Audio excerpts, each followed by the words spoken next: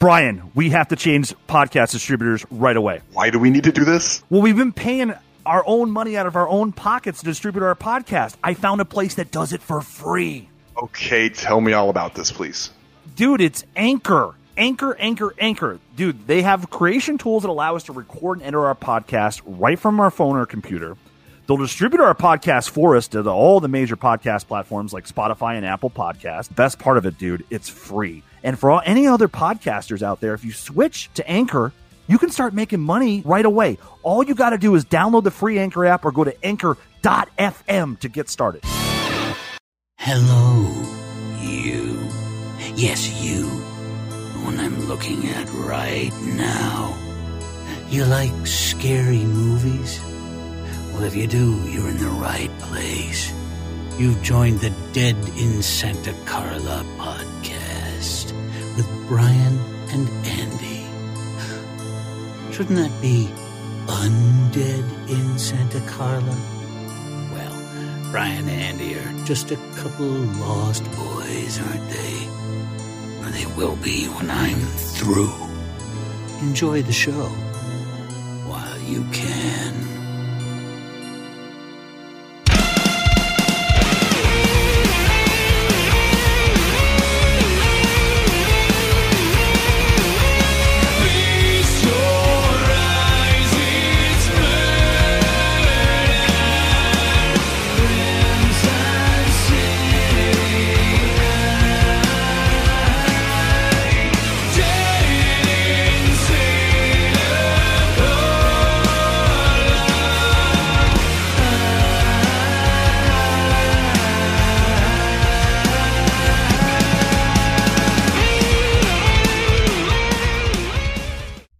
Welcome to Dead in Santa Carla, part of the Slash and Cast podcast network. I am Bryan. And I am Andy. What's going on, Bryan? What's up, dude? There was What's like up, a friend? slick, going dramatic on, bro? pause there. Yeah. Yes. Oh, man. Why, yes.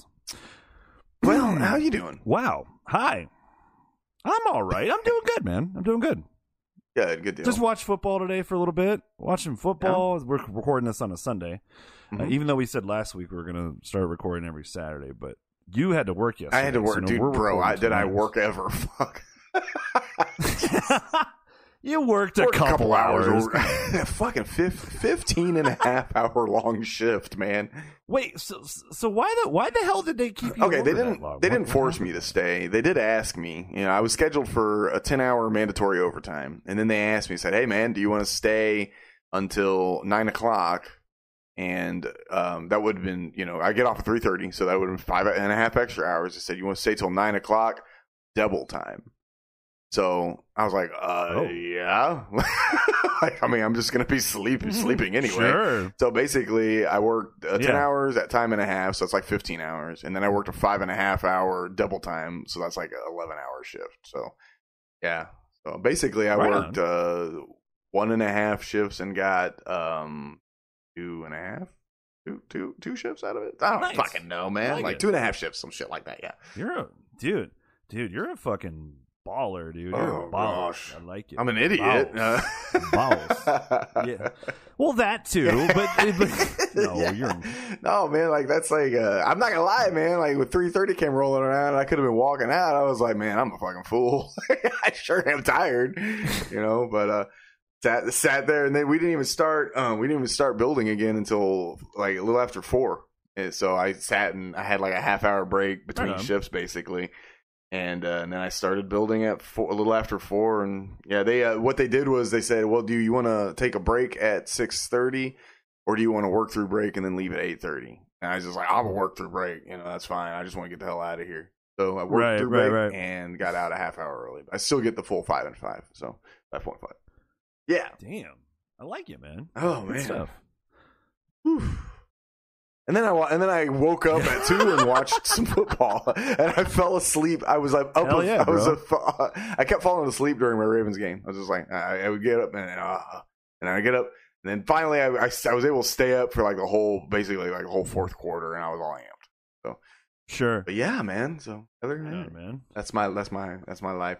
I haven't been honestly. I've it's like since last Sunday, so it's been like a week straight that I felt really good, and I feel like I've gotten better each day. Awesome. I feel like I'm pretty much close to 100%. I still feel tired and exhausted all the time. Gotcha. And my schedule's off whack too. Like, I'm on this, you know me, dude. I'm a night owl. I mean, dude, I used to stream till 2 a.m. Pacific Coast time just about every night of my life.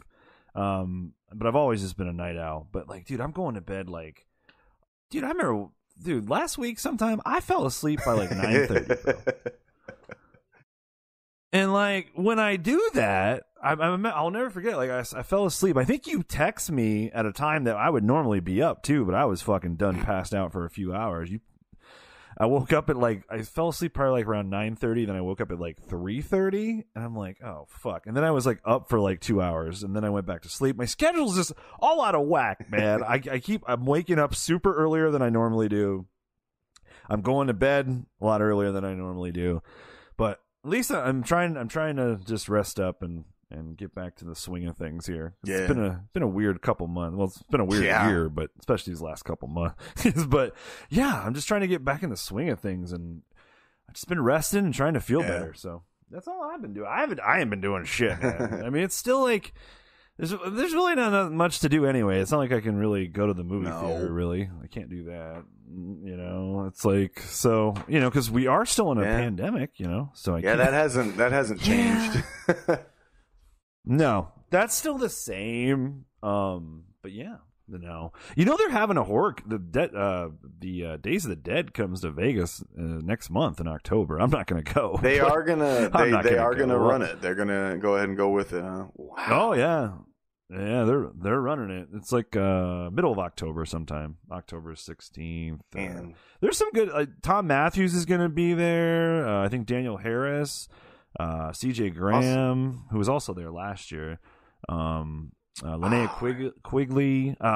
So it'd be cool. I have a Return of the Living Dead poster. If I was going to go, I'd go and have Tom Matthews and Linnea Quigley sign that. But I don't think I'm going to go. No. Would you go? No. I don't even need to think about that. Fuck no. No, I would not at all. Yeah, because this was originally supposed to take place like back in March, this thing, or in March or April or whatever. But they delayed it twice. They delayed it to June, and then they delayed it again to October. But no, it's on. Yeah, it's on. Like they're doing it. Well, I guess they did the one in Indy, and it went off okay without a hitch, to my knowledge. The feedback. Well, I think some of the guys. Yeah, I know. Riley went. I think Kirby. I think Bailey went. I think Bailey went. Bailey went. Yeah, Bailey went. Yeah. So.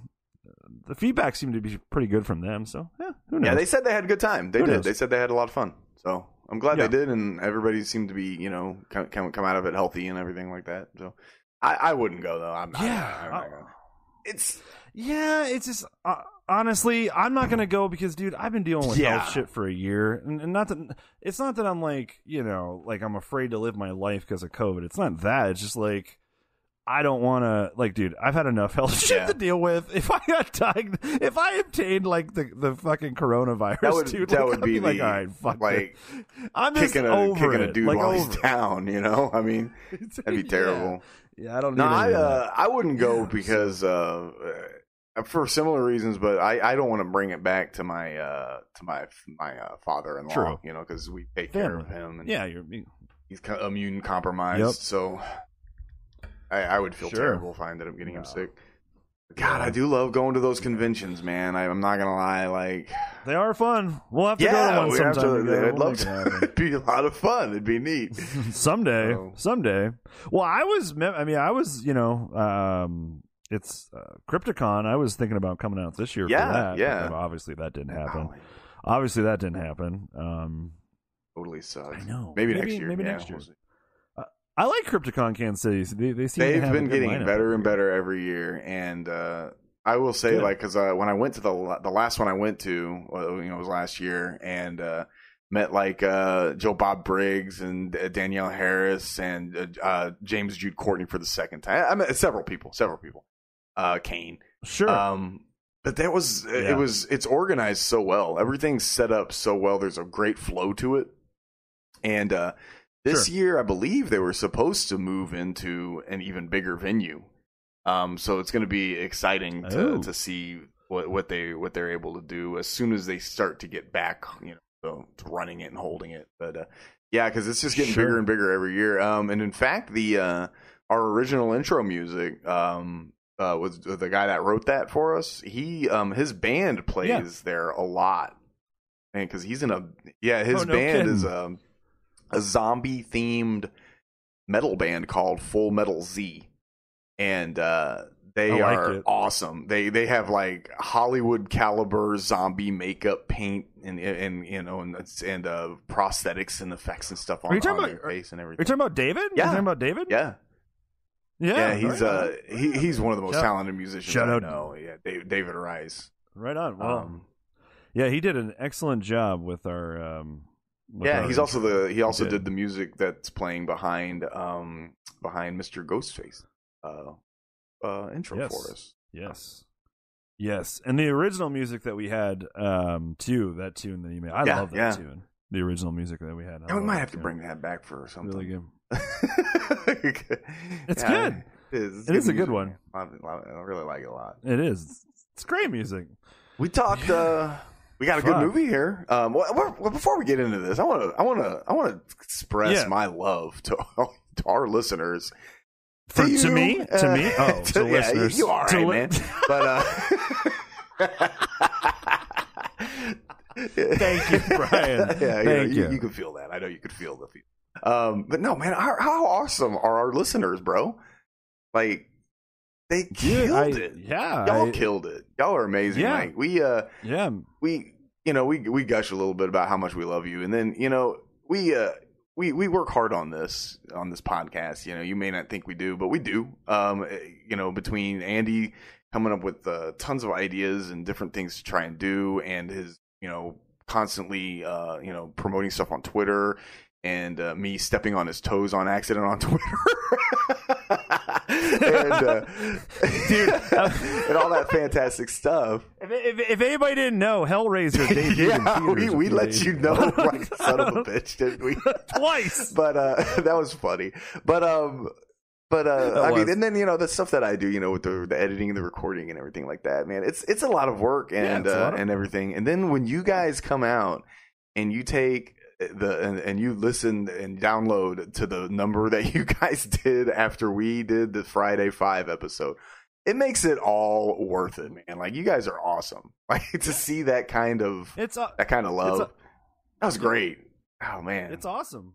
Yeah, Friday the 13th, Part 5, A New Beginning is now of the 78 episodes that we have dropped. This is actually what we're about to drop, 79 right now with Army of Darkness. But of the 78 episodes we dropped before today, Friday the 13th Part 5 has had the biggest week debut, and honestly, that record was just broken a few weeks ago by The Conjuring. Yeah, it was. Right? It was The Conjuring. It was. Yeah. So it was crazy. So that, I mean, it's like, it's like twice in the last 3 weeks we've broken a record for a week debut, and that's awesome. And I think, guys, stay tuned. I'm gonna put some updates on the Twitter very, very soon. If you haven't followed us yet on Twitter, definitely do so. You're going to want to, because we're going to be doing a giveaway soon on Twitter. I'll have details coming very, very soon the next few days, sometime this week, I promise. Also, be on the lookout. I haven't even told Bryan this yet. Be on the lookout for a Dead in Santa Carla Instagram coming to a IG app near you, or that was dumb. But, your IG app that you have on your phone. Fuck, that came out bad. Fuck. Anyway, that's great. Anyway, we are gonna be having an IG. Yeah, we're gonna have an IG. So that's exciting. I got something I haven't even. It's pretty told exciting. Andy. But here's the thing: if you follow me on Instagram, you won't have to follow the new. Oh, because you're gonna change yours to okay. Yeah, that's cool. Yeah, so I'm just gonna do that. I think you might as well, yeah. Because I actually went back and deleted a lot of like my personal stuff from years ago. So it's everything that's on there is just like podcast related right now. Or I left some of those Friday the 13th and Dead by Daylight clips from my streams. Perfect. I figured that they kind of fit. They kind of fit in. They're horror, I left those. They're horror. So if it wasn't horror related or podcast related, so when do we launch our OnlyFans? Dude, what is the okay? All right, look, it seems like overnight, everyone has an OnlyFans now. I thought about it. I'm not gonna lie. It's all happened in the last 2 weeks. I think that's it's like it went from they had 1,000 people to 10 million. What's going on? It gets a bad rap because most of it is pretty much porn. No, but for sure. really, honestly, OnlyFans isn't that too bad. Honestly, because I was looking at it, I was like, that'd be an easy way to do that instead of a Patreon. You know what I mean? Because you subscribe to our OnlyFans for $5 and once a month put a special episode up or something. You know what I mean? That'd be really easy, but I don't want. We're not going to do that. I don't want to send my audience dick pics. I know. I don't want to send our audience. I don't either. No. You're kind of a prude. You wouldn't even let that masseuse finish you off. That's true. Damn. Oh, God, I love you. Hey man, the OnlyFans thing. If you can do it, do it. For real, all power to you, dude. If someone, people are willing to pay for it, do it. If there's a market for it, do it. you do it. All right, guys. Well, we just gave you. But yeah, we're talking. Gave you a lot of information. But guys, thank you. Yes, so we got so the giveaway, guys, is going to be on Twitter. Okay, so when we do the giveaway, all the details will be on Twitter. I will have that sometime this week. I kind of wanted to figure out a couple more things, but be on the lookout for that soon. We will have an Instagram here probably tomorrow when this episode drops, or today I should say, since the episode's dropping because you guys are listening right now. It's weird when you record before the episode's actually out. Because when you try to speak of what time it is and what day it is, it doesn't correlate sometimes with when this episode's actually dropping. So if I confused anybody, I apologize. All right, man. Let's get into this discussion of Army of Darkness. How that roll right? Dude, this is a good movie. Great movie. All right, guys. With all that being said, here we go. Enjoy this discussion of Army of Darkness. In an age of darkness. May God have mercy upon your souls. Something's wrong. Something's amiss. And a time of evil. You shall die! When the world needed a hero. The swallow us souls. I don't want to die! What it got was him. Groovy. Your shoelace is untied. He's a 20th century guy. For that arrogance, I shall see you dead. Trapped in the Middle Ages. All right, you primitive screwheads, listen up. This is my boomstick. Now, let's talk about how I get back home. Foretold by a mystical book. Within its pages are passages that can send you back to your time. Forewarned by a wise man. You must recite the words Klaatu, Berata, Niktu. I got it. Fulfilled by a wise guy. Klaatu, Berata, When thou misspoke the words, the army of the dead awoke. Now he's got a date. Give me some sugar, baby. With the Army of Darkness. You found me beautiful once. Honey, you got real ugly. Sound the trumpets. Raise the drawbridge. Drop the Oldsmobile. From Sam Raimi. Oh, that's gonna hurt! Director of Darkman. Comes Army of Darkness. They live. They breathe. They suck. Army of Darkness. All right, Andy. Army of Darkness from kind of 1992, and then you told me earlier 1989 and 1993. Okay. Well, okay, so yeah. So I think it got it festivals or some type of screenings and festivals in 92, probably screenings in 92, limited screenings late 92, and then full wide release in February of 93. It was actually filmed, I believe, in 89 or 90. This actually sat on the shelf for a couple years because it was actually involved in a lawsuit that had nothing to do with Army of Darkness. Long story short on that, the executive producer of this was actually in a lawsuit with Universal over the rights for Hannibal Lecter because that executive producer had done Manhunter, the Michael Mann film, which I actually like, by the way. Have you ever seen that? Yeah, absolutely. Manhunter? I like that movie. So he was in a battle with Universal for the rights of Hannibal Lecter because Universal was trying to get Silence of the Lambs done. So, and ironically, Universal was the studio that domestically distributed this film, and he was also the executive producer for the foreign rights. So this was on hold, and another movie called Cuffs with Christian Slater were both on hold because of a lawsuit between this producer and Universal over crazy. Hannibal Lecter. Kind of a funny backstory. Yeah, it's kind of wild. But yeah, this I love this movie, dude. Let's see. Yeah, so full wide release in 1993. IMDb scores. Let's get some scores out there. 7.5 out of 10 on IMDb. That is a strong score. I like it. Let's see. Rotten Tomatoes, we have a 73% critics and 87 audience. The audience loves it. The critics loves it too, but not as much as the audience. Directed by the great Sam Raimi. Written by him and his brother Ivan. Yeah, dude. So this is, I tell you, you know what I like most about this movie? I have a good idea. I just think it's super. No, I don't know if you do. But go ahead. I think. Okay. The fact that this is the third film in the Evil Dead franchise, and with the first Evil Dead, that was literally something that some college kids were filming that they just wanted to make a movie in the late 70s. You know, I mean, they just wanted to make a movie. And it turned into a cult hit, an all-time cult hit. Then they did Evil Dead 2, which lots of people consider that one of the best horror sequels of all time. And it's great.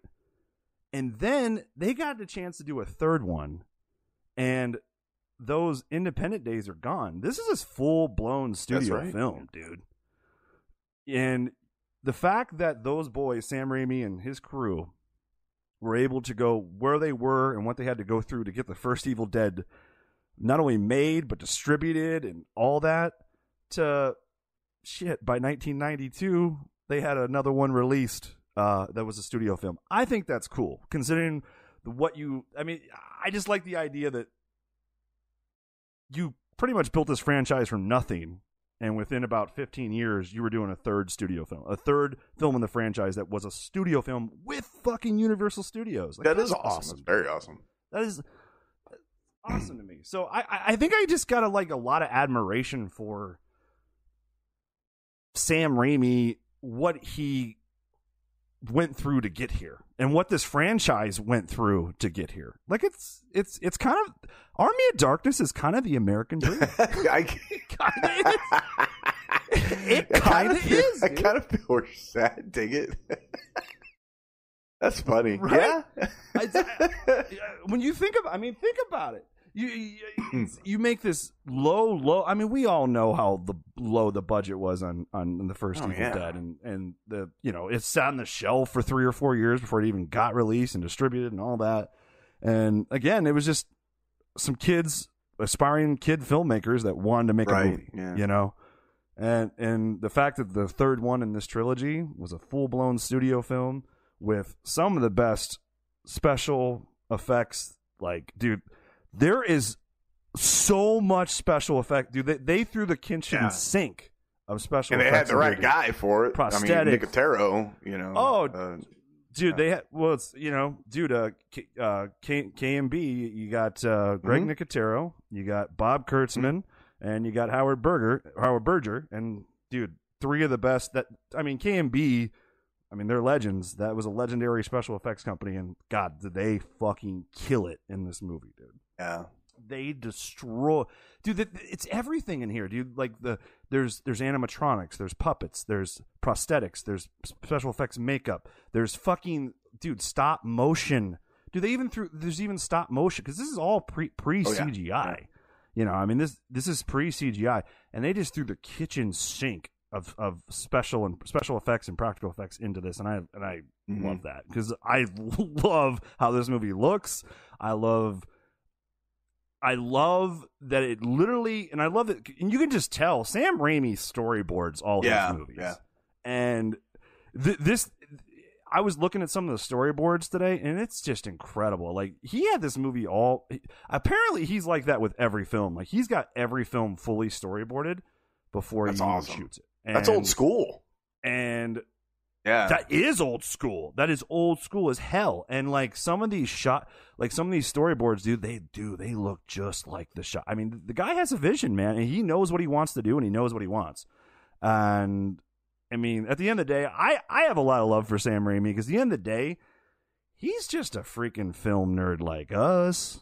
He is. He's a comic book, horror, sci-fi nerd, just like us. He's just like, I mean, he's one of those stories where he's literally a student and fan of film turned filmmaker. Mm. I mean, that's who Sam Raimi is. I bet he was a huge fan of film first, you know, and it shows in his movies, dude. I enjoy a lot of Sam Raimi stuff. I feel like we haven't talked a lot about Sam Raimi a lot in this podcast, and it got me thinking, like, why is that? We've only talked. This is only the second Sam Raimi movie we've talked about. Yeah, right? I think you're right. I think Evil Dead 2 is the only one. That's crazy to think about that. I think and he does you and I were talking about this before we started recording. He does a lot of stuff that's not only just good horror stuff, but he does stuff outside of horror that's really good too. Have you ever seen A Simple Plan with Bill Paxton and Billy? Yeah. Dude, that's Sam Raimi. I love that movie. The Gift with Cate Blanchett, Keanu Reeves, Hilary Swank, Greg Kinnear. Love that movie too. Critics were hard on it. I like that movie. Yeah, you're right. Critics were hard on it. I think it had a very young Katie Holmes in it. It did. It very did. And I believe she's topless. Isn't that weird? Yeah, it's so strange to think of that. That is weird. It's strange. Actually, I think there's a thing in Harold and Kumar Go to White Castle where their neighbors are like watching The Gift on the TV, and they're like, Katie Holmes' booms are coming up. Do you remember that part? Yeah. Jesus Christ. Yeah. But anyway.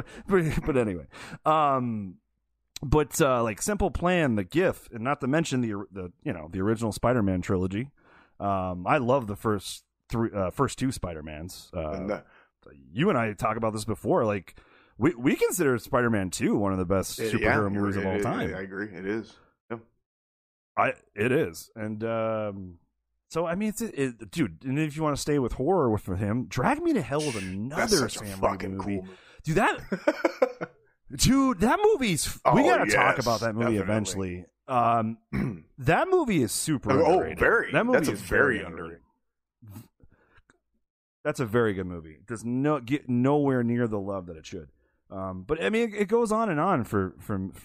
He even did a movie with Kevin Costner. There was a baseball drama called For Love of the Game. That's a good movie. Have you ever seen that? That's Sam Raimi too. You know, he's a big Detroit Tiger fan, so I'm sure that's why he did it. But yeah, it's. I just like Sam, and I love this movie. What do you like most about this movie? Oh, I love this. I'm you know me. I'm a huge fan of the Evil Dead franchise as a whole. Anyway, I love this movie very much. What I like about this movie is, for me, this is the movie that really cemented Ashley Williams' character into as a permanent fixture in horror or like lore. You know what I mean? Because Ashley Williams is one of the greatest, in my opinion, and in yours too. I think one of the greatest horror characters ever created. I believe he's the best horror protagonist of all time. I think he's fantastic. I don't even know how that's debatable. And this movie is really for me, it's the movie that really cemented him that way. It's this, you get this kind of goofy, clumsily brave anti-hero. You know what I mean? Because he's not what you would necessarily want as your savior, but he does what he can to make it work. And then you get this is where you get like a lot of the great cheesy lines, the "give me some sugar baby" and the groovy, and all that stuff. That's how we got his Twitter handle, Groovy Bruce. That's what I love about this movie. This is the movie that really gave us the definitive Ash Williams. Love it. Yeah, and I completely agree. I guess a good way to put it, this is the movie where Ash Williams goes full horror. Yes, there star. you go. Yeah, this is where he becomes full horror royalty. This is where he becomes a horror icon. I mean, because at the end of the day, I know I am in the minority here. I know I am, people, and this is crazy. And for whatever reason, I mean, I think I know why, and maybe we'll explain why. And I'm kind of curious where you're at. Well, actually, I think I already know. But the Army of Darkness is actually my favorite in this franchise, and I know Evil Dead 2 is 90% of everyone's favorite. I know that. And I like Evil Dead 2. I'm not as big. I think I'm starting to grow up. I tell you, I watched. I did a double feature last night of Evil Dead 2 and Army of Darkness back to back, and man, what a fucking good double feature. Yeah, it is, dude. It plays like one long movie, dude. It's such a great special, great double feature. But I think why I like this one more than Evil Dead 2 is kind of. And that's why I'm bringing this up now. It's the kind of what you said.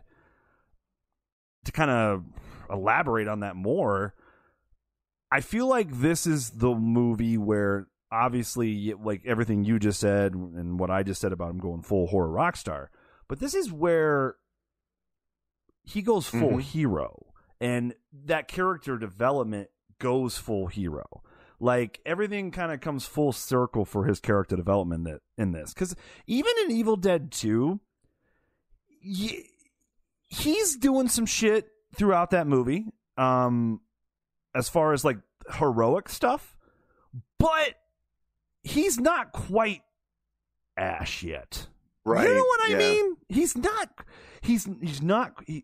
the king yet, baby. You know what I'm saying? And I think that was the most. I love that that's where they went with this character and that kind of that character development that happens in Army of Darkness. I like that hail to the king baby shit, and I like he's kind of a bad motherfucker now. He's a badass. Not that he wasn't a badass in Evil Dead 2 or even Evil Dead 1, but it's kind of undeniable. That character gets way more badass in this. And he's just his persona is funnier. He's even, and that's saying a lot because he is so funny in all of them, especially Evil Dead 2. But the dialogue and the lines in this are even elevated, I feel. There's more of it. There's a lot more of it. And to me, that's more character development, obviously. There's more, you get to see more of Ash's personality in this. Would you agree with that? Agree completely. So I think that's why I like this movie the best. And not to mention, I love how this movie feels like a comic book hero movie. This is, I mean, that's what this is. This is the comic book hero version of the Evil Dead. Okay, yeah, that's what this is. I mean, that's what, at the end of the day, that's what this is. And that's what it reminds me of. And I think that's why I like it. Just because this is where Ash goes full badass. This is where Ash goes full fucking, because he's so, and I don't want to take anything away from Evil Dead 2, or even the first one, he's so damn funny in this whole franchise, in every entry. But his dialogue and his lines in this, to me, are just like honestly, dude, there's lines in this, dude, I've been quoting probably once a week for 25 years, dude. Yeah. like no joke. Like, dude, hello, Mr. Fancy like Pants. Dude, well, hello, Miss, dude, give me some sugar, baby. Do you think I have never looked a female in the eye and said, give me some sugar, baby, because of this movie? Of course I have. And I'm not. I'm not a pompous piece of shit either. I like quoting movies. That's all that is. But that's kind of like, I think that's why. Is this your favorite in the franchise? Oh too, man, it's alone? tough. Sometimes it is. Sometimes sometimes I'm really feeling Evil Dead 2. You know what I mean? It can flip flop back and forth for me, for real. It really can. I think overall, though, honestly, I think this is the better movie. Just in a film sense. I mean, you know what I mean? I think this feels like more of a polished, more of a competent movie, but Evil 2 even, because there's like there's even stuff because they were still young filmmakers. So I mean, yeah. Well, I mean, and not to mention this is, I believe this is only Sam Raimi's second studio film. His first one was Darkman. Yeah, it was a Universal movie as well. That's how he got this movie, I believe. I think that he did Darkman to get the think. Darkman's fucking badass. Yeah, well, no, Darkman I think was his baby too, and I love that movie too. I guess he was not happy with the final cut, and he was. I read some little thing with him saying that was his first studio movie, and that's when he learned that new young directors don't get final cut. Yeah. Studios do, and it drove him nuts. It drove him crazy. So this was the first studio film for this franchise, and that's a big difference. I think the budget was like what's the sad part about it? It's actually not sad because Sam Raimi made a living off this that'll be able to take care of his ancestors for fucking generations to come. But at the time, though, none of these movies made any money. Well, Evil Dead 2 didn't make any money. This didn't either. I think the budget on this was. I think the budget on Evil Dead 2 was like $3.5 million, and then the budget on this was $11 million. Can you believe it? Dude, that makes me happy, dude. That an Evil Dead movie got $11 million budget. In the late 80s, early 90s. That makes me so happy. And I think it only did like 13 or 14, so at least they got the money it made back. 21 total worldwide. 21.5. Yeah. 21. Okay, worldwide. Yeah, that's worldwide. Is that worldwide? Okay. So it made a little bit of coin, but this franchise has really made its money since then. Yeah, for sure. I mean, obviously this is a huge movie, a huge cult movie. Absolutely. Yeah. This is, I tell you, and it got me thinking because we're doing Sequel September, and this is the third episode in Sequel September. It got me thinking, man, I tell you, pound for pound, and it's kind of unfair because this only has 3 movies and series that lasted 2 or 3 seasons, which was also, I enjoyed Ash vs. Evil Dead. I don't know. I have the first season on DVD. I need to get the other 2. I enjoyed it. Yeah.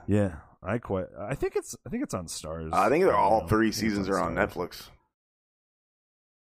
Oh, are they? Yeah, maybe Netflix. I don't know. But anyway, the thing oh fuck, I lost my train of thought. It happens. It's okay. Oh fuck. Where was I going with this, Bryan? We were talking about the box office. Yeah, we were talking about the box office. We were Bryan, I need you to read my mind, you fucker. This guy. No, okay, I know I was going to say. We've been doing Sequel September, so I've given a lot of thought to sequels this month, and just thinking about the best franchises, and sometimes we'll even be in an episode, and somehow the conversation of Halloween versus Child's Play, or Friday versus Nightmare, and blah blah blah. But I tell you, even though it has a smaller body of work than Friday and Nightmare and Halloween, and fuck all of them. I mean, this is really a trilogy, and then we just got a show in recent years. Honestly, pound for pound, it's one of the best franchises. Yeah. It might be. You're probably right. Pound for pound. I mean, dude, because you're going to be hard pressed. I'm just. This is what got me thinking of it, and it's because I did that double feature. You're going to be hard pressed to find 2 movies, in my opinion, in my very humbled opinion. I have a little bit of experienced opinion, but it's just an opinion. But you're going to be hard pressed to find a better double feature of sequels in a franchise, especially ones that go back to back, than Evil Dead 2 and Army of Darkness. You're going to Nightmare 1, Nightmare 2, no. Nightmare 2, Nightmare 3, no. Nightmare 3, Nightmare 4, no. Friday 1, Friday 2, no. Friday 2, Friday 3, no. Friday 3, Friday 4? No. Friday 4, Friday 5? I don't know about that. No. Friday 5? I actually don't know about that because Friday 2 goes right into Friday 3. Friday 3 right into Friday 4. You know what I mean?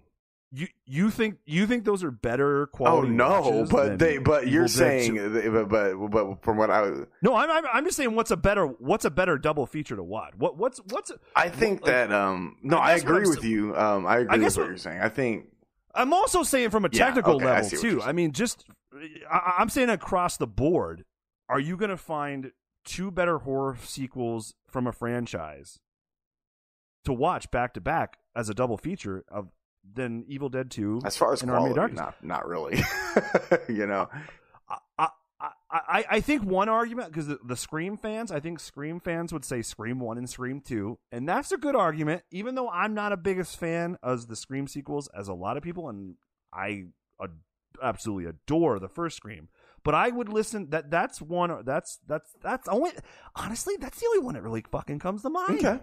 I'm trying to think. I would rather watch this than Silence of the Lambs and Hannibal. Hannibal's terrible. Terrible. Yeah. I hated it. Yeah. And exactly. Silence of the Lambs is better than both of these movies. I think Silence of the Lambs is a better film than Evil Dead 2. I think that's a safe. But Hannibal ain't better. Hannibal ain't. No, Hannibal's terrible. Yeah. I mean, the only good thing, literally the only good redeeming thing on Hannibal is the performance of. Oh, I got one. Conjuring 1 and 2. That's a good. That's a very that's good a contender. Feature. I'm just trying to think, like, because basically what I'm saying is usually a franchise has its share of shit. Yeah. Right.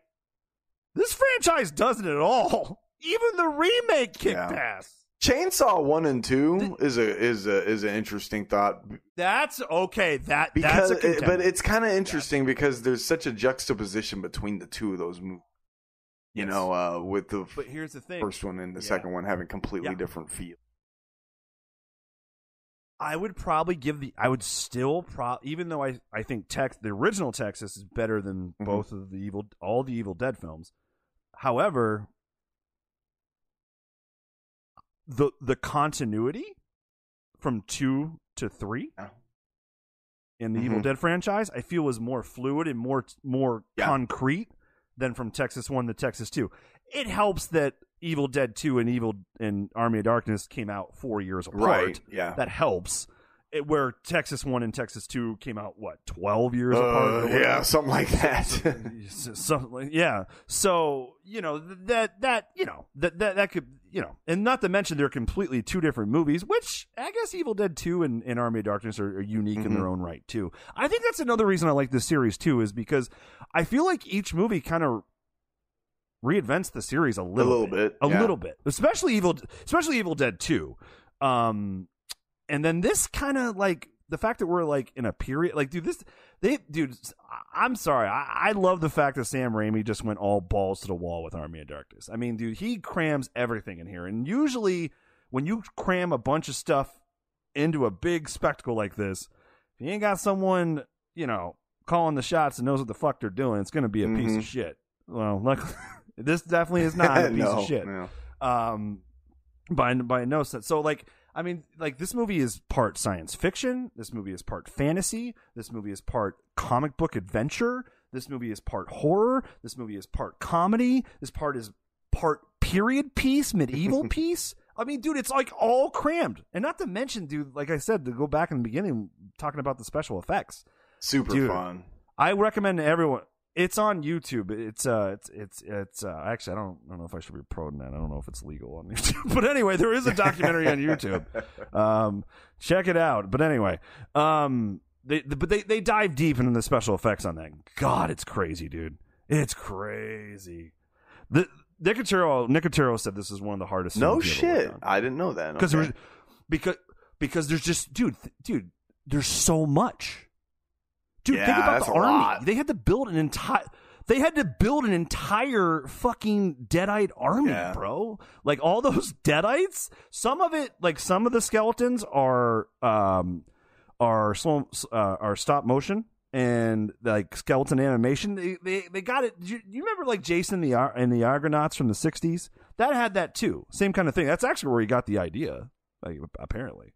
That's where he got the inspiration, I should say. But yeah, so yeah, I thought that was cool too. That Nicotero said, like, essentially, this is one of the hardest, grueling jobs he ever had to do, just because of the volume of all the shit they had to make. Wow, that's nuts. Yeah. Well, I'm excited he did, because it did turn out fantastic.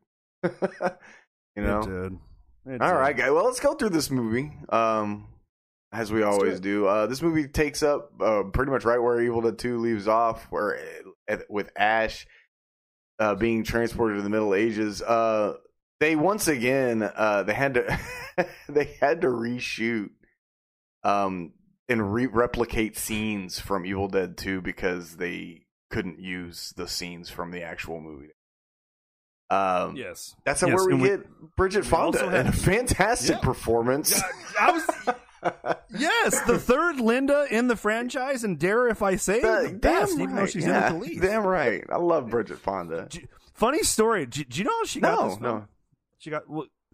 Here's the thing, isn't it? I always thought, I didn't know this till today. Actually, I always thought it was weird because Bridget Fonda, even though she wasn't like she was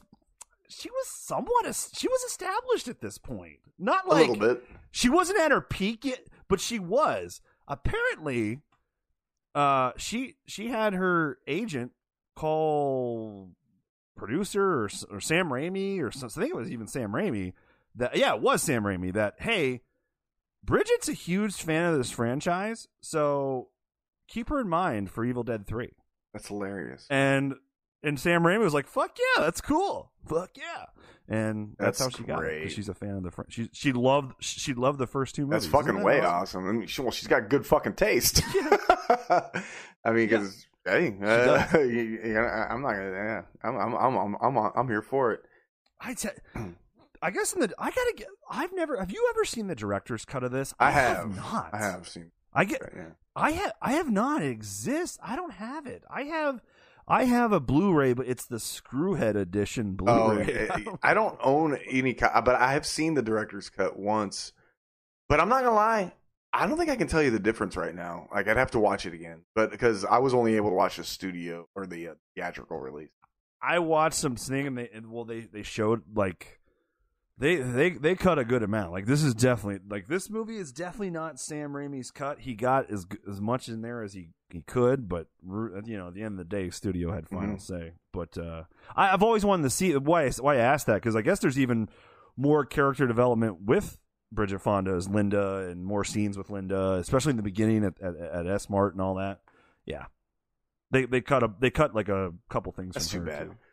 Yeah. Well, we get the reshot ending and select scenes from Evil Dead 2. Like, they had to chopping his hand off, doing stuff, all the scenes with Linda, and it's fine though, because it creates a good flow, you know, for the movie to kind of bring people in that maybe had not seen Evil Dead 2.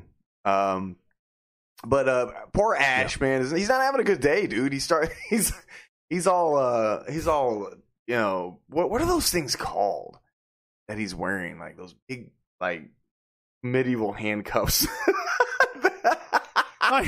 Shackles? Well, but he's like with the big wooden things. I know what you mean. There is a term. I don't know what you mean. Yeah, he's land. Do you know that car that I didn't know this either? That car that his car that he drops with, that was Sam Raimi's car from like the 70s. And do you know he's put that in every single movie he's ever directed, including the Western, The Quick and the Dead, with Gene Hackman and Sharon Stone. I get how we got it in there. They like built a stagecoach around the car, and that's how we got it. Dude, I'm telling you, I love Sam Raimi, dude. I'm telling you, he's just a fan, dude. I'm telling you, he's one of us. He's one of us that became a filmmaker. Yeah, he is. Instead, he really is. Yeah, I love that. Okay. But anyway, go ahead. So he's they find him. They assume that he's found by Lord Arthur and his men, and they assume that he's part of Duke Henry's. They're actually at war with, and And so they shackle him up in those things, and they take him back to their little castle. This castle is like the tiniest castle in the history of castles. Doesn't it look like it's super small when you get in there? Everything seems kind of tiny. Yeah, I like it. It's a snuggly castle. Yes.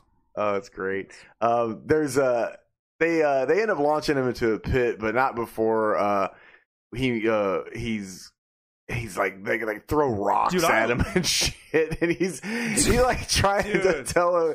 They launch that guy in there, and it has a feel of the Monty Python and the Holy Grail, because like they're waiting for something to happen. Yeah, and I love, dude, like again, like this is definitely one of my favorite horror comedies of all time. It's so good. It is. The humor in this is really, really good. Just like Evil Dead great. 2. Just like Evil Dead 2. You know, little bit of like it's just funny. Like as he's walking up, like I love the camera shot of the one lady. She's like, "Throw to the pit with those little sons of whores," and then she like takes this giant bite out of this loaf. Yeah, of I know. bread. It was nasty looking. I was like, what the. To the pit with these lousy sons of whores. It's just shit like that. Like this whole sequence, it's fucking funny. great. It's so funny. It's I never even seen these assholes before. That's exactly what he says too. I've never even seen these assholes. But he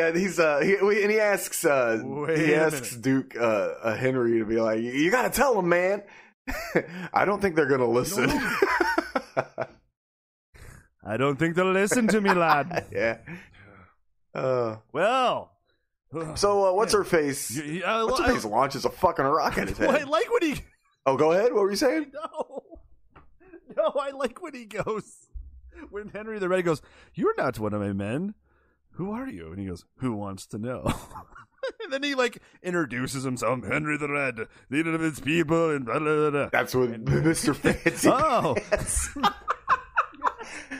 hey, look at Mr. Fancy. You're running two things, Jack and shit. Yeah, exactly. That's such a. His lines are delivered fucking beautifully by Bruce Campbell. He's so fucking great. Yeah, and we literally cannot say this enough. I mean, Sam and Ivan Raimi, Sam wrote this character, but man, Bruce Campbell is iconic. Oh yeah, absolutely. And to me, for my money, and I think that's why this is my favorite in the trilogy. And again, I know I'm in the minority, but that's okay. I like Evil Dead 2 too as well, but this is just my favorite. Is just, he's just so fucking, and he's just, I feel like he just goes even more all out with the ridiculousness in this. Even though Evil Dead 2, and it sounds weird saying that, because Evil Dead 2 is literally one of the goofiest horror movies you can ever watch. It is. But there's just something about how he elevates the dialogue and just, I don't know. But anyway, she throws a rock at his head, man. Got hell of a fucking A, man. She wallops him fucking across the damn courtyard with a rock. Yeah, Sheila. Yeah. Right? Yeah. He's played by M. Beth David. She's really pretty. Absolutely. Well, he falls into the pit, gets beat up, and then beats up a deadite. But do you know what? You know what the name of it's the pit is? bitch. They call her the pit bitch. It's great because I guess they was only supposed to be one down there. But they talked Sam into including another one because I guess they scared him with it at some point. Yeah.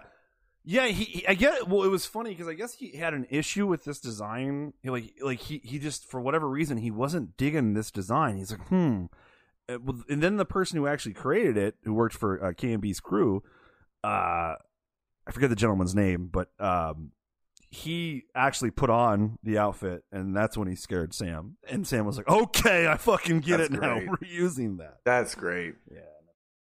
And the guy who actually created it ended up playing it. And not only did Sam say that, actually I didn't even say it right. Sam said, "Okay, I get it now. We're using that, and we're playing it." That's good. Yeah. So he goes down there. He's tossed down there. Or not tossed, but falls down there after the fucking rock. Fights this pit bitch Deadite. Ends up killing her. One of the wise men from Lord Arthur actually launches the fucking chainsaw in there, and in movie Strange one. In movie magic fashion, he jumps into the air and it lands perfectly on his arm. I love it. That's where the comic book element comes in, and I fucking love it. Oh, and then he takes out his belt strap and whips it against the chain, and his belt somehow connects around the chain. Dude, that's why I like this movie. I love. Well, it doesn't take itself seriously, which is great, and that's pretty. That's put on display very quickly after the first guy falls in, and what appears to be 100 gallons of blood launches. Yeah, the geyser launches out like a fucking geyser. The blood geyser. Yeah. Oh. Yeah, you had to have a geyser blood, man. You got to. Oh yeah. Love to the absolutely. Rest of the yeah. So he dispatches of a couple of Deadites actually. And then he gets out and then talks mad shit to everybody. And punks out one of these cowardly guards. And he punks him out hardcore. I love who's next? Who wants some? And then he like turns. You want some? You want a little? He flinches at him. Flinches at him. The guy keeps jumping back. It's so awesome. And then he also he introduces everybody to his boomstick because one of them. Go ahead. That whole line. It's fucking great. It's just super good. I think he even says, "All right." I think he starts it off with, "All right, you primitive screwheads." That's exactly what he calls them. That's the primitive screwheads. Fucking awesome. This is my boomstick. Yep. Yeah, the boomstick is hell. That's one of my alerts on my Twitch stream. Boom. The boomstick. The sound or him saying, "This is my okay." Yeah. This is my boomstick. Yeah, that's great. Is my boomstick. So he's like, after he kills these Deadites, and he ends up freeing Duke Henry and his men. But they like treat him like a hero. He's like literally cleaned up. He's eating grapes. He's got 2 women. Like with this movie, I will say this movie didn't age super well right here because he's got like these 2 slave women like pampering him. One of them's feeding him fucking grapes and I can't even remember what the other one's doing. And then Sheila comes in and he's like, first you wanted to kill me and now you want to kiss me. Blow. Yeah. What? Jesus Christ. So, this section didn't age all that well, but it is in the movie. Another Deadite shows. You know what though? For being the time period, that is true. Yeah, it is true. Taking into consideration, even though Ash was from like the late 80s, early 90s, he was not in the later. He was in like 1300s. Yeah, some shit like that. I don't know. Yeah, I think that's what he said. He's just like, as far as I can estimate, I'm in the 1300s or something like that. His little voiceover intro. That's great. We didn't mention it. I love the title card. Oh, that is really good. Yeah. The Bruce Campbell, and then it's like smoke, and it's like Bruce Campbell, then the smoke fades away, versus then that disappears. Darkness. I wonder why they did that. Why didn't they say Bruce Campbell as Ash Williams versus I don't know. I don't know. It was interesting though, but I do like it. Honestly, that's just even though I will say that's not very common to see it that way, but I think that's just a nod to their song. Yeah, probably. Honestly, this is his first and last studio starring role as a lead. Sure, as first a lead, and last. Yeah, a fucking shame. Well, it's like he said. He was in some other. He was in the Spider-Mans. It's like he said. He goes, "There's only two things, and there's two things in every Sam Raimi movie: that damn car." Yeah, yeah, because he's in Darkman too at the very end. Yeah, he plays Darkman at the very end for the last shot. So he kills yet another and comes up with Spider-Man's name. Oh yeah, he did. He named Spider-Man. Yeah, because what was he? He was gonna call himself the fucking human spider. And he said, "That's fucking terrible." Spider. Are you kidding me, kid? That's terrible. That's good shit. Now I want to watch the fucking original Spider-Man movies. Okay. Well, he's after talking with the wise man and various people, it's determined that he is. They believe he's the chosen one, like some prophesied hero. Yes. This wise man. Yeah, he's a fan. He's a fucking fan. He's a total mark for Ash. And quick shout out to. Yeah, he is. And quick shout out to that actor. It's Ian Abercrombie. Mm-hmm. Really good character actor. He's popped up as small roles in movies over the years, but a lot of TV and film fans will know him as Mr. Pitt, Elaine's boss on Seinfeld, and he was fucking hilarious as Mr. Pitt. So, yeah, he passed away a few years. Yeah, he did. So he's like I said, they're believing that he's the prophesied hero that's supposed to help them fight off the Deadites and the curse that kind of taken over the land. So they tell him that he needs to quest to find the Necronomicon. Yes. God, this is so great. I love it. Yes. We get awesome cut sequence again, like, one of those edited sequences of him, like when he was building the chainsaw and shit from part 2 of building his new hand. And that's where we get that great line. Yes. Oh man. Yes. So he starts to they take off to go. I love the groovy line. He doesn't. Does he say it in part 1? I know he says it in Evil Dead 2. Yeah, I think he does say it in part 1. I don't think he says it in part 1. Yeah, he says it. No, I know he says it in Evil Dead 2. I think he says it when he connects the chainsaw. Yeah. Pretty sure. I think that's it. Yeah. I just watched the fucking movie. No, I don't think he said it in the first one because they were, believe it or not, they were trying to make a serious scary movie the first time. Yeah. It's funny because they admit that. A lot of people think it's like, oh, well, they were just trying to make some silly movie, and Sam and Bruce will quickly correct you. Oh, no, we were trying to make a very serious scary movie. That was a bunch of kids not knowing what the fuck they were doing. They just wanted to make.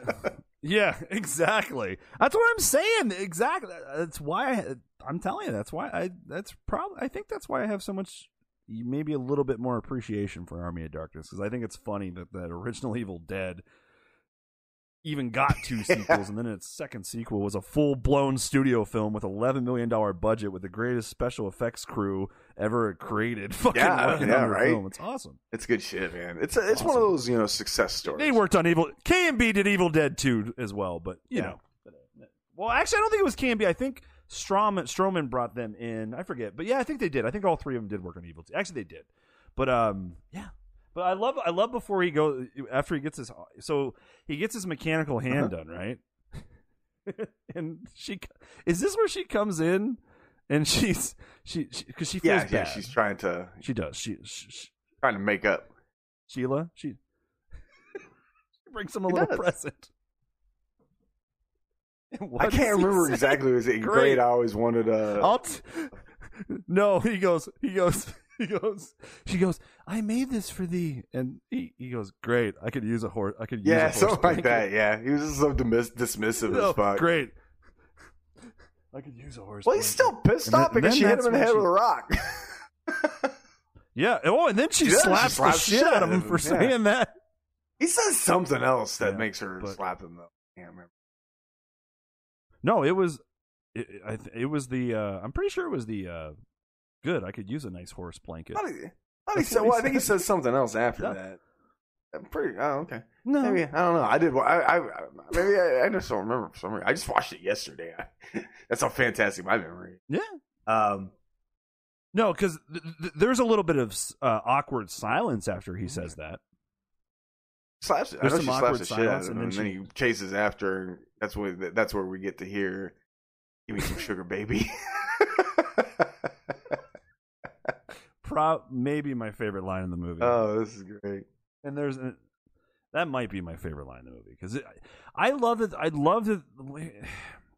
love movies that try to be cheesy but make it cheese. Oh yeah, yeah. And this is a prime example of a movie that like is intentionally trying to be cheesy and funny, but just if you don't execute it right, it's going to be stupid or it's going to be goofy and lame and silly. While this is definitely silly, this whole franchise is very tongue in cheek. It's just it's done well too. Another thing too, we haven't even mentioned. All these movies are shot. Yeah, they're great. Yeah, I love I love it when it's and they've got that classic thing that they've always had where the camera flying through the fucking fields and shit like that as that's supposed to be Deadite chasing. You know. I love that shit. That's so fucking. And then it's done really well in this one too, because this is we're actually approaching that because he's this is where they tell him what he needs to say. The Klaatu Barada Nikto. And what does he say? He's like, say it again. Yeah. He's like, Klaatu Barada Nikto. He's like, say it again. He's like, I know your damn words. I got it. Oh man, he's so fucking good. So he takes off, but he's on his way to the cemetery, and this is where he comes across the windmill though, because he starts getting chased by Deadite. And oh god, I fucking love this sequence in the windmill because he gets attacked by all these little miniature ashes, and they're fucking wonderful. Yes. He ends up falling down. One of them jumps down his fucking throat. And he fucking we get those some old school some old school fucking stop animation. Yeah, dude, and this looks fun. I mean, yeah, it doesn't look fucking amazing. Like watching it, you're like, these guys didn't win an Academy Award for this shit, but it aged fine, and it fits the aesthetic and the feel of the movie. Well, and there was no CGI here, okay? And you could do green screen, but you can tell green screen anyway. So, like, the fact that, and again, I honestly, I think a lot of this was part of the vision. If you really look at this movie, like, how this movie's shot, even, like, yeah, I think that's the best way to describe it, how this movie's shot. This movie is shot like you would shoot a movie in the 60s. Okay. It really is. With just, the long, broad shots of scenery, even full frame shots of, like, two actors and dialogue. It's shot very much like a film in the 60s. It is. And they used all the old school tricks in the special effects book in this movie. I mean, dude, they used everything. Like, listening to Nicotero and Kurtzman and Howard Berger talk about this, it was really fascinating because they're like, we had never really worked on a movie that had this much stuff. And not only was it just a lot of stuff, like lots of categories of stuff of special effects, across the board. It's not like they were just, oh my God, we got a lot of, latex rubber suits to make and all that. They had all that to make. They had makeup to do. They had fucking puppets to design. They had this to design. They had stop motion animation shit to storyboard. Fucking, like, dude, there was a bunch of shit. Like, this movie is so jam packed, and I never even. I mean, I realized it before, but after watching that doc and listening to them talk about it, really, really sunk in how much special effects are in this. Yeah, movie, it's funny because we don't think about it as consumers. You know what I mean? It's just the people that are watching the movie. It's not like these things just happen because they just said, okay, we're just going to make that. I mean, it's that's the one thing, and it's one thing that I've learned, as just in the 79 episodes now that we've been doing, is like, the more you talk about these movies, the more you start to get an appreciation for all the little bit of work, or a lot of bit of work that goes into special effects and things like that. Because as just to the typical movie watching consumer, you're not going to think about that kind of especially when you take into consideration, especially when you look at it, because this, at the end of the day, this is kind of this doesn't feel like a super big epic movie. It feels like a little cheesy horror comedy, medieval goofy movie. Yes, but it wasn't filmed like one. It wasn't made like. It was made a lot of passion and a lot of hard work. Dude, yeah, like this was a really hard. I mean, we talk about this all the time, and movies are not easy to make. Movies are extremely hard to make, and honestly, here's some. I'll tell you, if you're on working on a set of a movie, it can be boring. Making movies can be boring as fuck.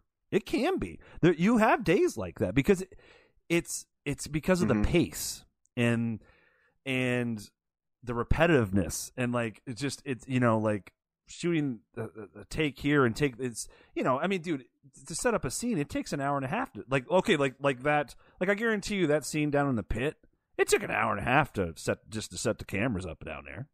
I mean, you know what I mean? It's a lot of standing around and waiting on a film set. Because anybody will tell you it is. Making movies is a fucking grind, and I've never experienced it from a true filmmaker experience. Obviously, I've never directed or produced a movie, but I've been on sets, and and I've talked to people who have produced movies and who have directed movies, and it's just making movies is not hard. That's part of the reason I've said this before, I don't like crushing people for bad movies. I don't. Because it's not easy to make a good movie. It's not. And it's funny when you're right. When you think about this movie, you just think of this awesome cheesy horror comedy. You don't really think about everything that went into it. I mean, at the end of the day, the special effects in this were a bitch, dude. I mean, it's not that they were a bitch to do. It was just there was so much they had to do. Yeah, that's crazy. Okay, so we got the little guy that jumped down Ash's throat. He starts to turn into a full-size Ash, of which he is morphing out of regular Ash. We get some pretty funny sequences of them fighting each other while this is happening. You're a good Ash. Yeah. I'm a bad Ash. Oh god, that's some funny shit. Two shoes, goody little two shoes, goody little two shoes. He gets shot in the face though. You think Sam Raimi? Let me ask you a question. Do you think Sam Raimi was a huge fan of the Three Stooges? Maybe. I think so. Who is that? I saw that Bill Moseley plays a dead-eyed captain. Yeah, he's the captain first to the evil. Okay, that's what I was gonna say. I was like, he's not. They're not calling this the evil captain, right? That can't be right. Yeah. No. Because Bruce. Yeah, I was gonna say, I was like, that'd have been some impressive makeup to turn Bill Moseley into Bruce Campbell. But right, he's essentially the captain's right hand man. I just love the fact that Bill Moseley is in the movie. Yeah, me too. So he shoots evil Ash in the face and he straps him up and then cuts him up into a bunch of pieces and buries him. And he's nice enough that he does put a cross at his gravestone or his gravesite area. Yeah. I mean, fashions a cross. I love the line. What? I love the line where he goes, "Hey, you got something on your face?" Huh? Throws dirt. Yeah, I love that. So he finally is done with that problem, and then finally makes his way to the cemetery where he sees 3 copies of the Necronomicon, and first 2 are not real. I know these fucks only didn't tell him about 3 right books. Exactly. He gets there, he's all pissed off, but opens one of them and it sucks him in, and then he because that's what you expect to happen when you open a fucking book. Yeah. And then he opens the second, or tries to open the second, reach for the next one, and it bites him, and it starts fucking flying around and biting on him and trying to eat him and shit. It's funny shit. He finally gets to the 3rd book and realizes that he needs to recite the saying. And he's so smooth about it, Andy. Klaatu, Barada. I love it. And then he announces, he's like, there, I've said it. That's it. Like he's gonna convince the fucking shit. I did it right. Dude, Bruce is so funny. So good. You get some really good prosthetic effects, makeup effects. Yeah, you do, because this is when he starts taking off running, gets tripped up by some skulls and shit, and we get some more Three Stooges action going on, poking his eyes in it. I like what. Yeah, dude. It's a good. Bruce is so funny. We all know this. This is fans love this series, and I'm glad because it is a good one. I'm glad horror. All right, so he makes his way back to the castle, and they I think they already know that he didn't recite the. Well, maybe I didn't, announce every syllable absolutely perfect, but I pretty much said it. Dude. I love when he gets back too, because he's kind of like tired and stressed out over the whole ordeal, and he's like walking through the crowd, and everyone's like kind of greeting him, like they're excited. Everyone looks at this guy as like their new, like the chosen one, and like he's like people are coming up to him. He's just like, yeah. And when this other person comes up to him, you can barely hear it, but Bruce definitely says it. He goes, "Get the fuck out of my face! Get the fuck out of my face!" I caught that too. I was like, "Oh, it's so funny! So good. It's so funny! It's so funny because he's just like he just went through. I mean, dude, and in reality, if you really think about it, he's really in the whole Evil Dead franchise. What is it? Just a few days? I don't know. It's kind of confusing from 1 to 2. A little bit, yeah. A little bit, but no. Well. I know what you mean. It's confusing because they reenact it, and there's like new person playing Linda. There's 3 Lindas in this franchise, which is kind of funny. But no, I mean like Evil Dead 2 picks up right where Evil Dead 1 ends.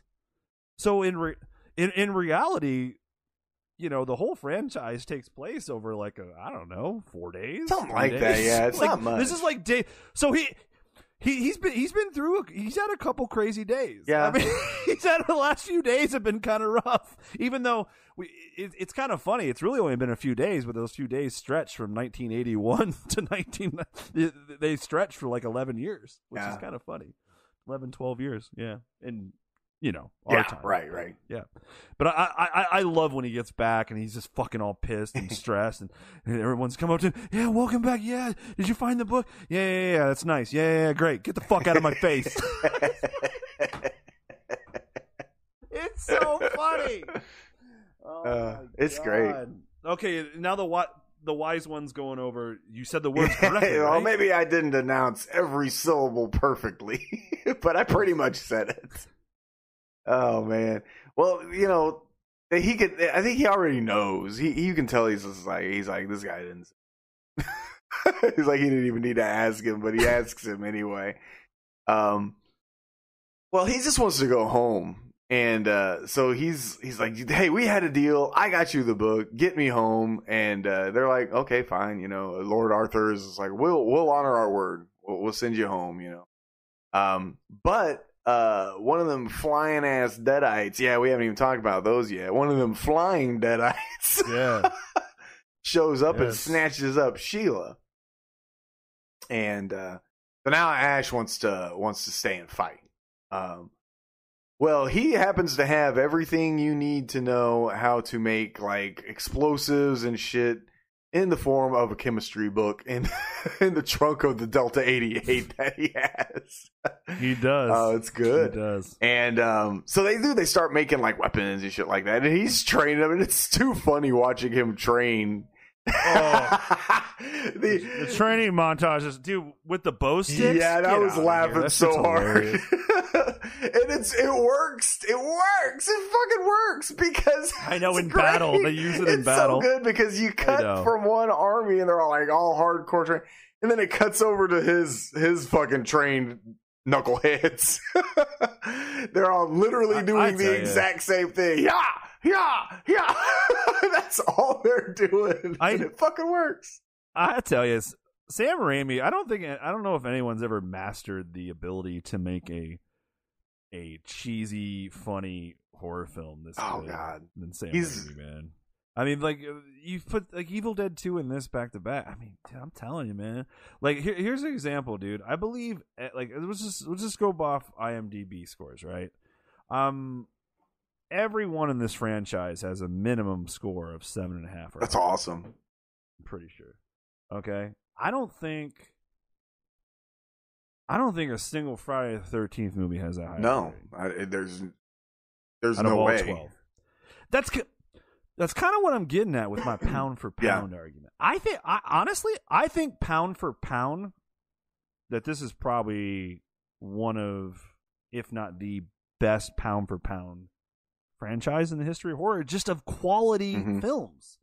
And it's weird because there's only 3. Well, there's 4, but you can lump the remake. You can count, that's true. And then honestly, if you want to take into consideration the series, that got great reviews too. It did. So, well, here's what I'm okay. Take another big franchise that has 4 films. Scream. Okay, there you go. Okay, if you took all 4 Evil Dead films and stacked them up against all 4 Scream films, I mean, Scream loses. As a whole, Scream loses. I agree. I mean, as strong as the first entry of Scream is, I agree. The third one is pretty bad. And I don't even hate the third one. I don't even hate the third Scream. I still find things I enjoy about it. You know how I feel about the Scream sequels. I felt I didn't need it. Right. You know, but at the same time, I do like Scream 2, and I think Scream 4 could be the second best movie in the franchise if they'd have ended it about 15 minutes before they ended. Yeah, maybe. It's pretty good, but I mean, I've never really thought of the Evil Dead franchise that way. But if you really think about it, just there's not there's nothing. There's nothing bad quality in this at all. No, everything's good. No, and there's not even like that one's pretty good or that's decent. No, like they're all like really, really, really well done films. Like every single one of them. So I don't know. That is a good topic. That would make a good discussion in and of itself for like a because it's not Evil Dead's fault they don't have 12 movies like Friday or they didn't make. And it's not their fault that they didn't bring in some new character and have him suddenly know kung fu at the end of the movie, or why they didn't try to alter their mythology after a few entries and just completely add a whole. God, we could. Yeah, why didn't they make an Evil Dead 4 where Ash's spirit body jumps? Yeah, I was just waiting. I knew you were going to say that. Person to person. Why don't we do that? Do a little Ash bodies. Oh, that happened. Well, that happened in season 2 of episode 14 of that. Yeah. It never happened in this It never happened in this trilogy because Sam Raimi's not a fucking idiot. Oh shit, man. Okay, where are we at? Okay, so he's trained everybody. He's training everybody. These guys. He's back. He's training. Yeah, we're getting ready for battle. Yeah, we're getting ready meanwhile, for battle. Evil Ash has successfully turned Sheila into a Deadite.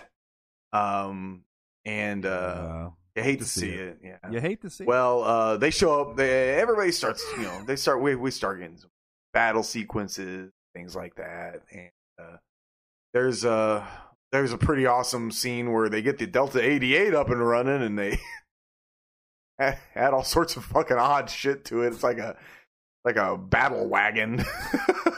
I know. It's pretty exciting shit. But that's when Ash sees Sheila, and as opposed to running her over, crashes the Delta 88. That he does battle with Evil Ash. They're trying to protect the Necronomicon from getting into the wrong hands. And you must protect the book, right? They win. Ted Ted Raimi's one of the ones protecting the book. He is one of the ones protecting it. Ted plays. Well, Ted does a lot in this movie. He plays 4 characters. Yeah, I was just going to say he has 4 different characters. He's a warrior. He's like some villager, and he does the skeleton voices. And then he's Anthony, an S-smart clerk. Yeah. Well, I think isn't one of them. What's the skeleton? Is it called Scared Skeleton or something? It's something. Do you remember when the skeleton? It's when actually it's about to happen soon. But when the skeleton yells, "Let's get the hell out of here!" Yeah, I think so. Let's get the hell out of here. That's Ted Raimi. Oh God, I'm glad. I'm glad it fucking is. Yeah, I love Ted. Ted Raimi's great. I wish Ted. I'd had more time to and.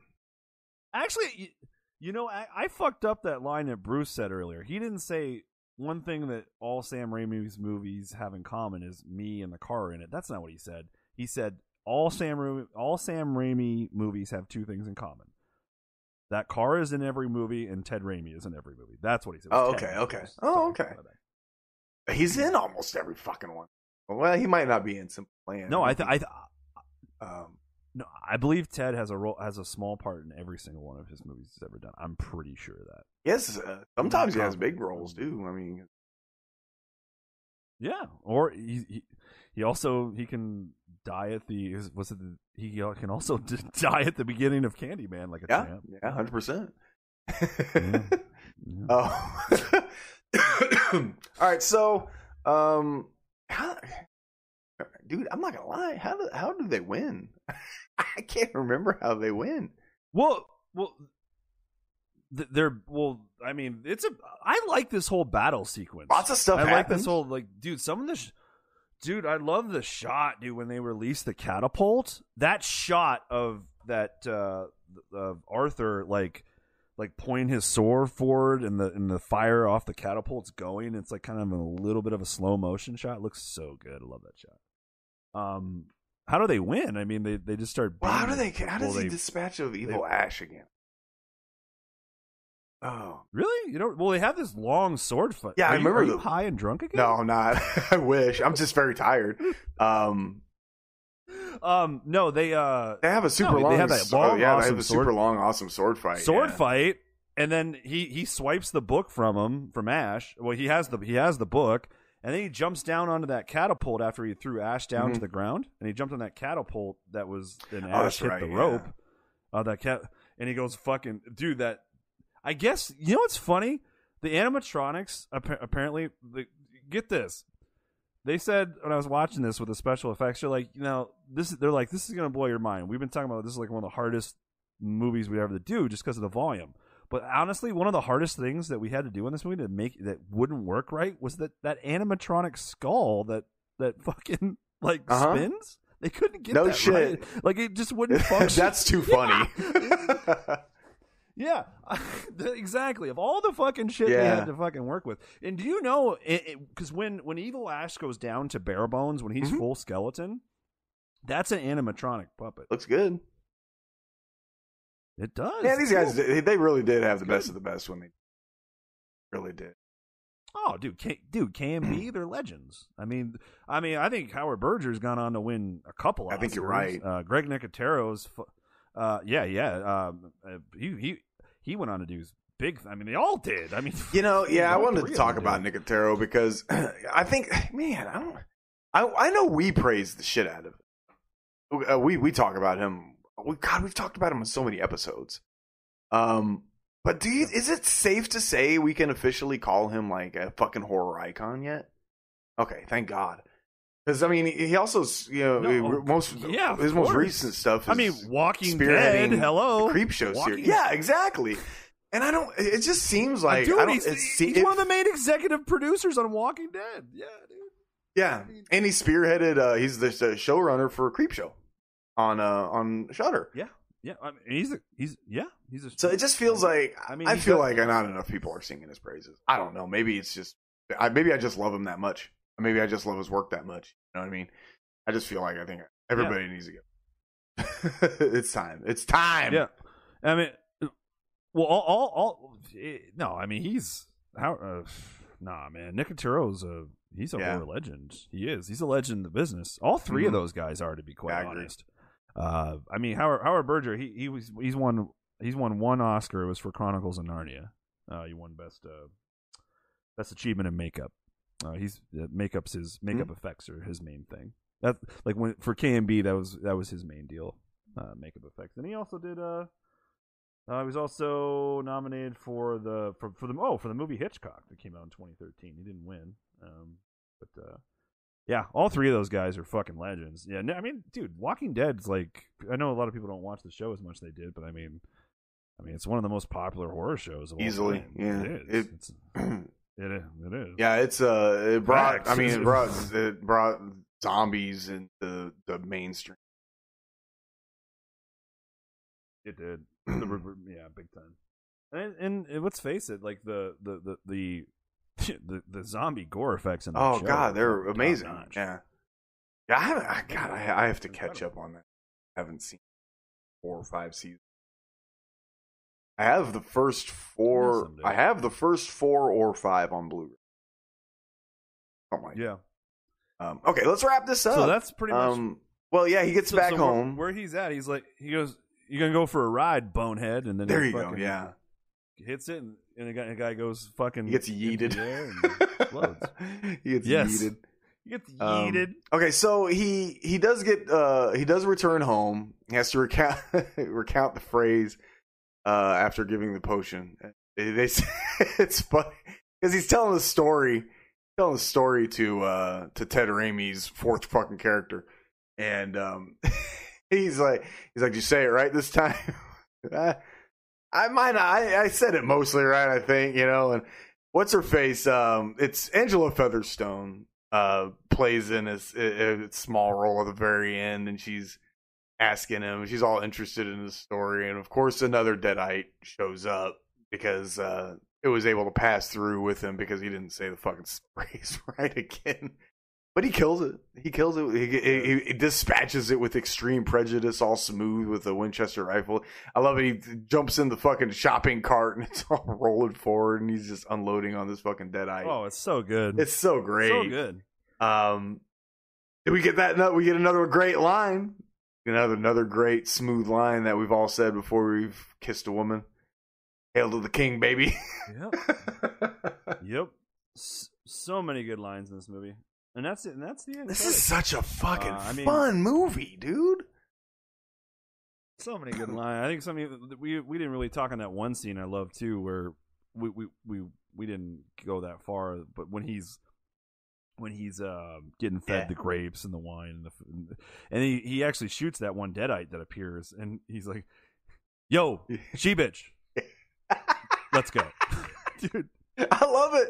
I love his ability to overact, but still, without it being bad. Because when he kills her, he shoots it like he's got the shotgun propped over his shoulder, aiming behind him, and he's like no look shooting her.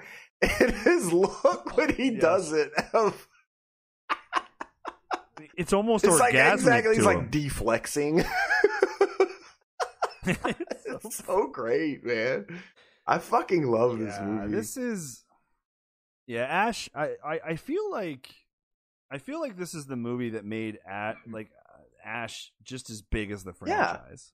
If not bigger. If he not bigger. Be. I don't like to kind of put it in perspective. Like I think people. Like the casual horror fan, they probably are going to be like more of an Ash fan than like the original Evil Dead. I think you're right. Yeah. You know what I mean? That's maybe I'd probably fit into that category. I'm probably a bigger fan of Ash than the actual first movie, even though I love the first. I love this whole franchise. I even love the show. I love the remake, and I love this character. But I am in love with this character Ash, and the way Bruce played it, the way Sam and his brother wrote it, I fucking love it, man. He's my main on Dead by Daylight. I love him. Yeah, mine too. And he's just Bruce was just born to play this role. He was born He was perfect for this. Why Bruce Campbell never developed a career like you said, this was the first studio lead film he had. He hasn't had one since. As a studio, it is a fucking shame. And there's some stuff. He did some great stuff outside of this too. Like, did you ever watch The Adventures of Briscoe County Jr.? Maniac Cop. Oh yeah, that was I like that fucking movie, great show, man. And it only ran for one season. And I think it was on season, Fox, and that Fox fucking sucks. Yep, one season. I watched that after it had. Because what year was that? 93, 94? Yeah, because it was like mid 90s, right? Yeah, because I remember when it dropped. I think I watched only a couple episodes. Because I remember when it dropped, I was excited because I was like, "Oh, that's Ash." Yeah. and I believe I like him. I believe Sam Raimi even produced that show. I think so, anyway. I'm not. He might have. Yeah, it's. I'm not sure. It was such. Bruce Campbell's also in the first. He's in the Maniac Cop franchise too. First two, I believe. Yeah, he had that. Did you ever see My Name Is Bruce, where he plays himself? I think I own that somewhere. Well, yeah, I enjoyed that too. And also, honestly, Ash is his best character, but my favorite single, like, just acting performance from him is definitely. Oh God, that's such a cool movie. He's fantastic in that. Yeah, absolutely. He's obviously. I'm just like, he's amazing in the Evil Dead series, obviously, guys. But I'm just saying, just from, it was a little different. It was a little. You got to see a little bit of Bruce's range. Yeah.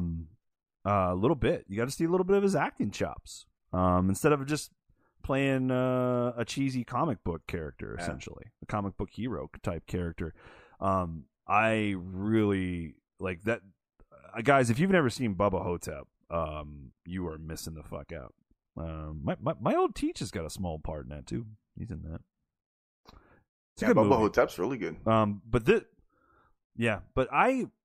Bruce. I've always felt Bruce Campbell has always been undervalued and underrated in film in general, in Hollywood, and just in general. He's super underrated, very underrated, extremely underrated. I mean, literally, dude.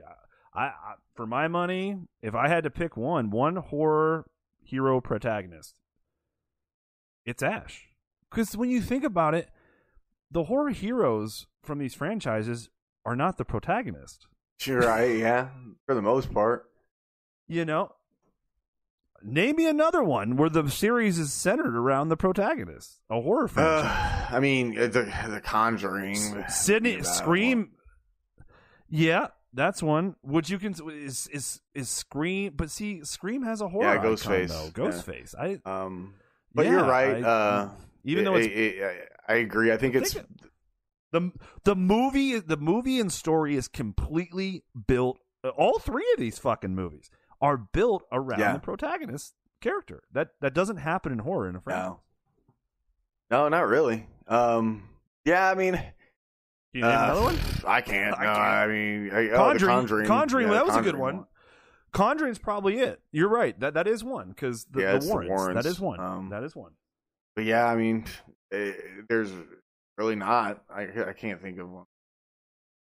Well, because the protagonist isn't the meal ticket. Exactly. The meal ticket is Jason. The meal ticket is Michael. The meal ticket is Freddy. Yeah, the meal ticket because is the hatchet is Victor Crowley. You know, we go on and on playing it. As much as I love Nancy Thompson, I didn't go to the theater to watch a Nightmare movie to see Nancy Thompson. I went to see Freddy Krueger.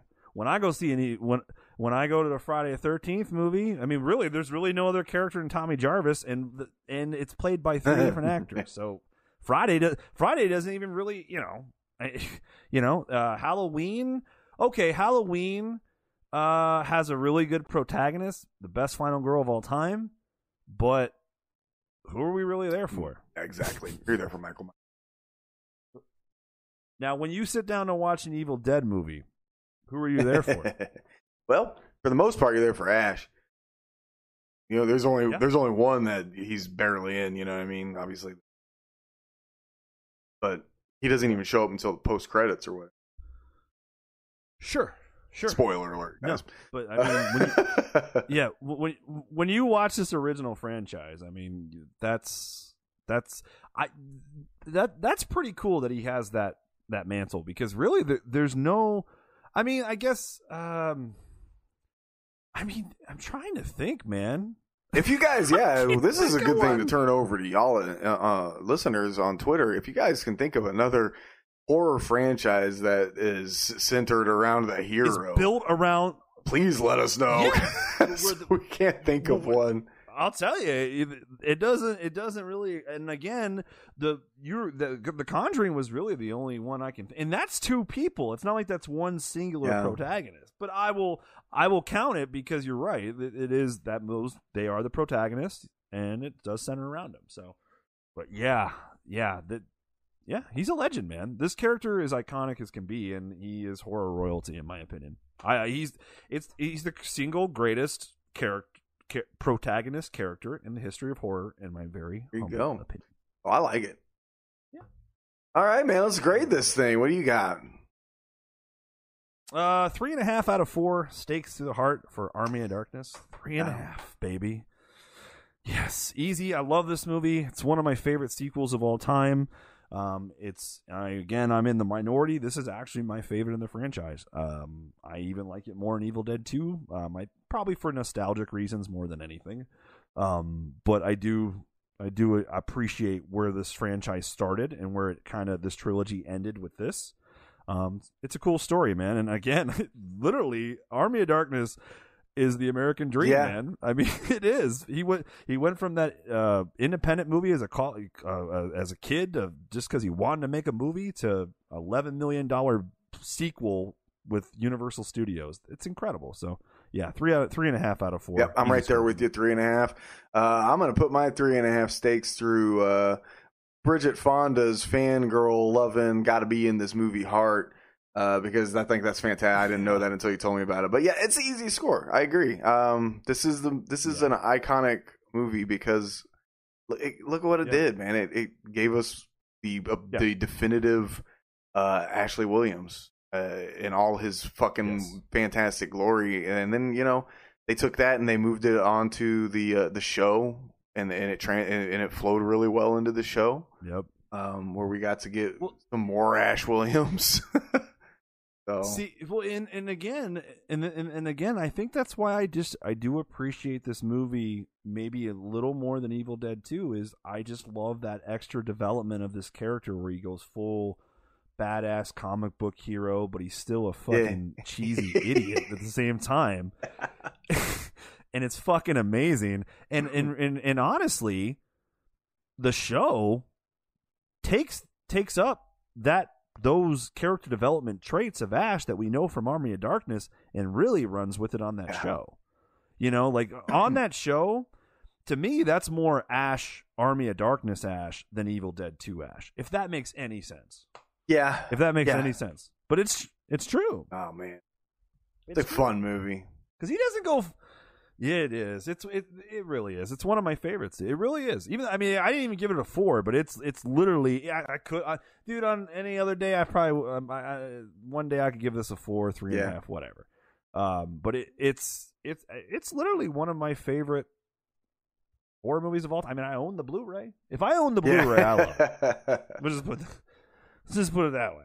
I own the Blu-ray of this, and it's one of my favorite horror sequels. It really is. I love this movie, dude, and I love this character. All right. Really good. Well, it's up to you guys. It's off to you guys, actually. Why don't you guys let us know what you think? But first, homework time. We got a gem that we're wrapping sequel September. Yeah, up we got with. another. We got another fucking classic to carry us into spooky month, Halloween month, spooky month. We got another. Yeah, you guys could look at this month as a whole and think that I was mad at you almost, but you guys came through with the last one with Halloween or with Friday 5. So this time I picked another shit movie.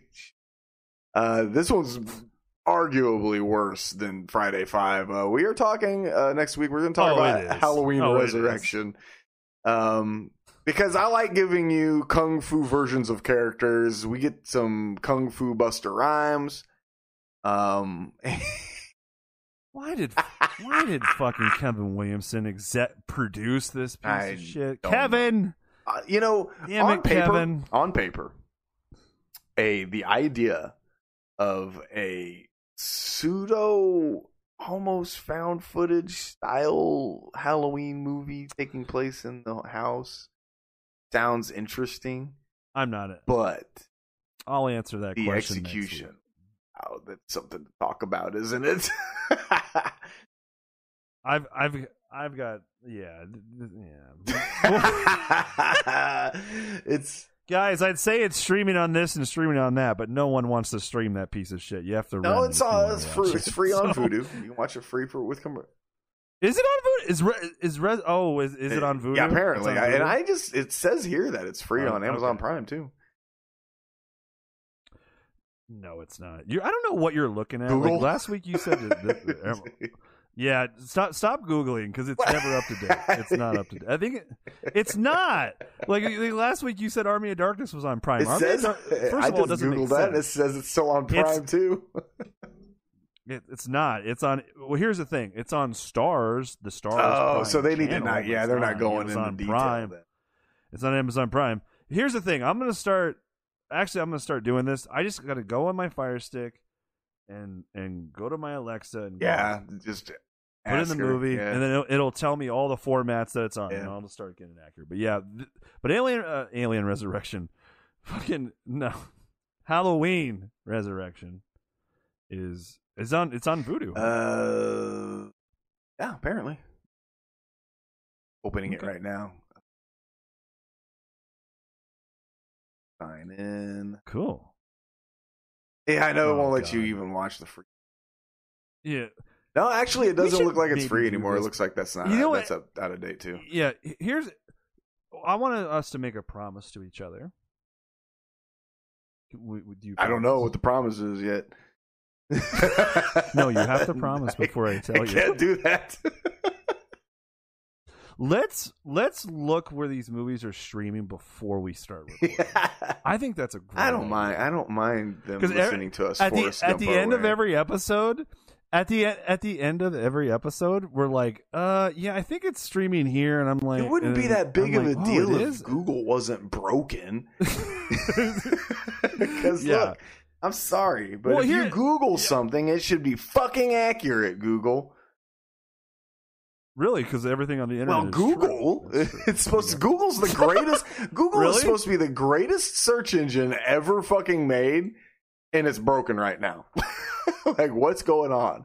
You know what the problem is? I think they're focusing too much on their internet provision. They're just trying to provide fast internet. So now they're not. They got their little fucking algorithms not working overtime like it should be. So, well, I'll take the blame because I tell myself after every episode, I'm like, man, next week, just check before you go. And I never do. Well, here's the thing. I do, but I don't do it. Like, I don't remind myself to, like, I just don't do it. I don't even know what you're saying right now. Yeah, I don't even know. Dude. Yeah, sorry, guys. I'm so high sorry, right now. guys. This shit's not free. You're going to have to pay to watch Halloween Resurrection. Or if you have access to my Vudu account, you can not watch it for free either because I don't have a Vudu. If you have access to my Blu-ray collection, you can watch it, but that's me. So sorry, guys. I got nothing for you.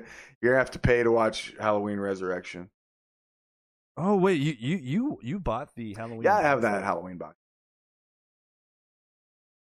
Nice. And I'm gonna have every one of the big three. Well, the big three, because I got the Nightmare collection. And here in a couple of weeks, they'll ship me my Friday the 13th collection. Yeah. I would. Oh man, I'm sad I wasn't able to get my hands on. Really those. happy I was able to. I had to prove it. Approve it. Very sad. I got to purchase. I might do an unboxing video of that. Well, nice. A little content on the YouTube channel that literally has 2 videos on it. So. Yeah, you're doing. Yeah, it's good. All right, you got anything you want to add before we say our goodbyes? No, just more of again, guys. Thanks again for that record. This record breaking was week awesome for Friday the 13th, Part 5, and that's a weekly record debut. So thank you guys. Means a lot. So hit us up on Twitter and be on the lookout for updates in the coming days as far as the Twitter giveaway. We'll be telling you exactly when we're going to do it and what we're going to be giving away on top. I already did say we're going to be giving away a merch, but we're going to throw something else in there to kind of make it a little Dead in Santa Carla special package. A little special. Yeah. So, but thank you guys. You guys rock. And looking forward to next week to talk about. It is cool, even though Halloween Resurrection is one of the worst horror sequels of all time. It is fun that it's cool that I think it drops on September 28th. So that'll take us right into Halloween. A Halloween movie to carry us right into spooky month. Yeah, and then we'll be announcing our full lineup of movies that we're going to be talking about in October as well. And we might even have some more special stuff for you guys coming up for the spooky season. With all that being said, thank you guys for the listens as well. Again, I want to piggyback on what Andy said and really drive that home, man. That was awesome. That was really cool to watch. You guys really came through for us. We truly appreciate it. When we see that stuff, it makes all that work go. It makes it all worth it. So catch you guys on the next episode. Give me some sugar, baby.